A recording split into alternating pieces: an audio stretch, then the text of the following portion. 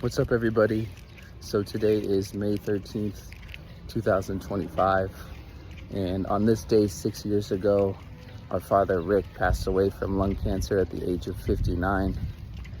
And I'm thinking about him a lot more today, a lot more than any of the other days. So it's really not different in that sense, but just thinking back to that day and everything leading up to it and all the memories surrounding that, and just feeling really blessed to have had the relationship that I do have with my dad, and to be raised by such an incredible man, somebody that I really admire and look up to, even to this day, even more so, you know, because he was himself up until the very end. And that authenticity is something that's really lacking in today's world. People are afraid to be themselves. They're afraid to be different, you know, dare to be different. That's what I think of when I think of my dad. And I think of that too. It was such a catalyst for me in my journey, and it still is to this day.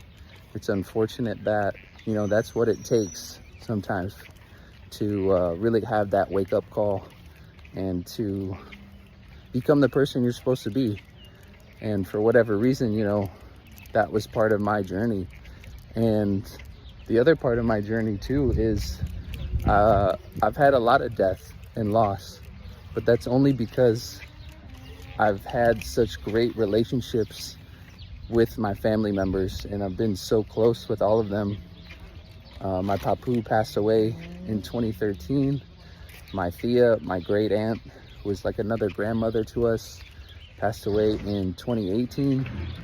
And then my dad in 2019, my younger brother Lee in 2023 at the age of 28, and then my Yaya passed away April 2024. And I share that not to invoke pity or anything like that, but just more so me realizing that I'm a death doula, either, you know, directly or indirectly, but that's just and I'm not saying that I'm some savior or messiah or anything like that.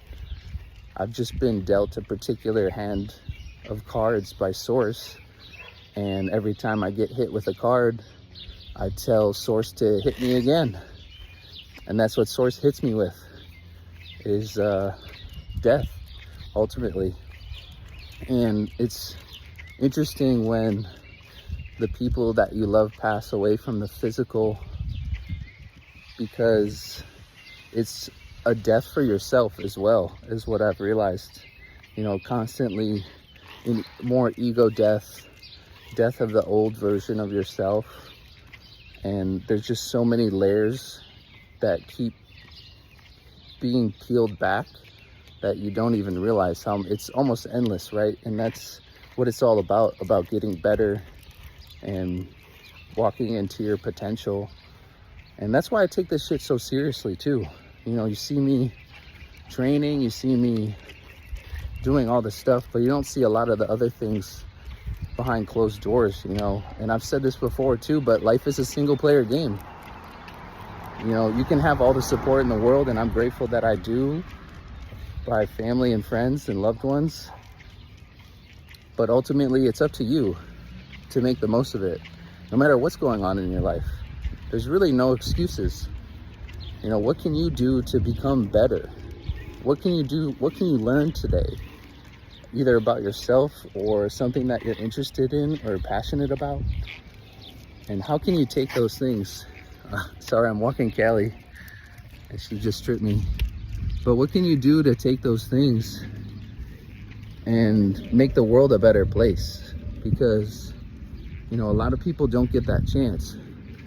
And what can we do to be in service to other people? And that's my greatest service. Like I said, either directly or indirectly, as a death doula, I'm here to guide people and support people that have been through similar hardships, and that it doesn't have to be negative. You know, it can be very much be a positive thing if you tell yourself that it is. And the hardest thing is to let go of that attachment. That's by far the hardest thing. But if we can, just keep chopping away a little bit each day and keep reframing things and realize, those people are experiencing bliss and euphoria that we can't even imagine. So that's been the biggest thing for me as far as death is concerned. They're living the next great adventure. There's so much more to life than this. So much more to life than, cutting the lawn or doing your chores or, getting worried about shit on social media and all that stuff. But at the end of the day, it is a tool, and it's brought a lot of people together in some sense. And that's what a lot of people are looking for too, is community.